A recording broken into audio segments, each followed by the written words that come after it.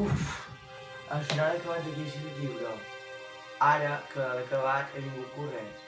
Ara esperarem que arribin els altres. No sé quan arribaran. Ai, si ja sou aquí i la comencem. Avui us explicaré dos llibres que he llegit recentment, que són L'assassinat del professor de matemàtiques i El noi del pijama de ratlles. Dos llibres que m'han agradat molt. I comencem amb el primer, L'assassinat del professor de matemàtiques. Ara us començaré explicant aquest llibre, que és L'assassinat de matemàtiques. Aquest llibre m'ha encantat, perquè és molt divertit, d'emoció, ja que hi ha intriga, veure com passar els personatges i veure si aconseguiran resoldre els seus problemes. Aquest llibre tracta sobre el Felip Romero, professor de matemàtiques, que quan acaba el curs veu que té tres segons suspesos, el Lluc, la Dela i el Nicolau. Aquests tres segons són molt interessants per ell, i el Felip Romero posa una espècie de segona oportunitat gimcama, que és jocs per dins del poble amb problemes matemàtiques. Si ho resolen, podran aprovar. Però amb Felip Romero, per fer-los una solució i que els faci més fàcil resoldre els problemes, fa forma que l'han assassinat i que si es resolen les proves sabrà qui és l'assassí. Tots dos els nois estan molt regirats i van cercar la policia, encara que la policia se'n riu d'ells, ja que quan arriben al lloc on havien vist per darrere el professor ja no hi és i es pensen que l'assassí se l'endú. Després el ajut a escapar de la policia, però quan ho aconsegueixen resoldre totes les proves i van allà on podien trobar l'assassí i es troben el professor i l'assassí, o el respectiu assassí, i aconsegueixen encara que després es diuen que només es tracta d'una broma per posar dins la situació i que al final han aprovat el curs.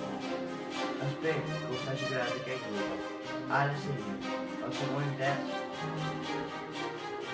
El noi del pijama de ratlles. Ara seguirem amb el segon llibre, El noi del pijama de ratlles. És un llibre molt interessant, per veure com es podrà passar els personatges i les aventures que transcorren a través del llibre. Aquest llibre tracta sobre Bruno, un noi de 9 anys que viu a Berlín. Un dia quan arriba a la seva casa, veu que les seves coses estan empaquetades i que la seva assistent li està fent les maletes. Li conten que s'han de mudar a Polònia perquè el seu pare ha sigut destinat per part de Hitler a Auschwitz. Ell no menja gaire bé, però quan arriba ja s'avorreix molt, ja que no veu res més que una tan gran tanca que s'alça davant la seva casa, encara que ell no sap de què es tracta. Un dia fa un gronxador, una corda i una roda de cotxe, encara que cau i mor.